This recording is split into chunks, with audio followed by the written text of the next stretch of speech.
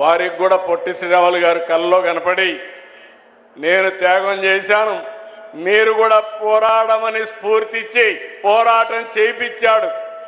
ఆ స్ఫూర్తితోనే ముందుకు పోయారు.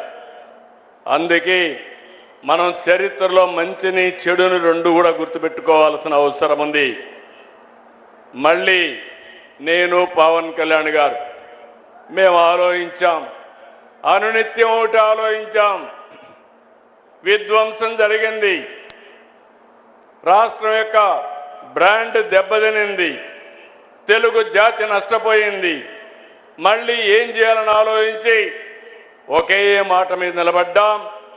ఈ రాష్ట్ర పునర్నిర్మాణం కోసమే జనసేన, తెలుగుదేశం, బీజేపీ మూడు కలిసి ఎన్డీఏ కూటమి పెట్టుకున్నాం. ఆ కూటమి 21 నెలలు మంచి ఫలితాలు వచ్చాయి. ఈరోజు మీరు చూస్తున్నారు, ఎక్కడికక్కడ సంక్షేమ కార్యక్రమాలు చేపట్టాం, అభివృద్ధి కార్యక్రమాలు చేశాం. పోలవరం ఆంధ్రప్రదేశ్కి జీవనాడి. పోలవరం పూర్తయితే మన జీవితాలు బాగుపడతాయి. అలాంటి పోలవరం ప్రాజెక్ట్ని విధ్వంసం చేసే పరిస్థితికి వచ్చారు. డయాఫామ్ వాల్ని గోదావరిలో కలిపేసే పరిస్థితికి వచ్చారు. 440 కోట్లతో పూర్తయిన పోలవరానికి మళ్ళీ మీరు చూస్తే 1000 కోట్ల రూపాయలు ఖర్చు పెట్టి పేర్లలుగా డయాఫామ్ కొత్తది కట్టే పరిస్థితికి వచ్చాం. అది కూడా పూర్తి అయింది. రాబోయే రోజుల్లో పొట్టి శ్రీరాములు గారి యొక్క స్ఫూర్తితో 2027 గోదావరి పుష్కరాల కంటే ముందు పోలవరాన్ని జాతికి అంకితం చేస్తాం. అదేవిధంగా ఏదైతే ఇక్కడ మనం కూర్చున్నామో, ఈరోజు ఫౌండేషన్ వేసామో, దీనికి ఒకటే మీ అందరికీ విజ్ఞప్తి చేస్తున్నాం. ఇది అమరావతి తెలుగు ప్రజల గౌరవానికి, ఆత్మవిశ్వాసానికి, ఆత్మ గౌరవానికి సంబంధించిన విషయం. ప్రతి ఒక్కరూ గుర్తుపెట్టుకోవాలి.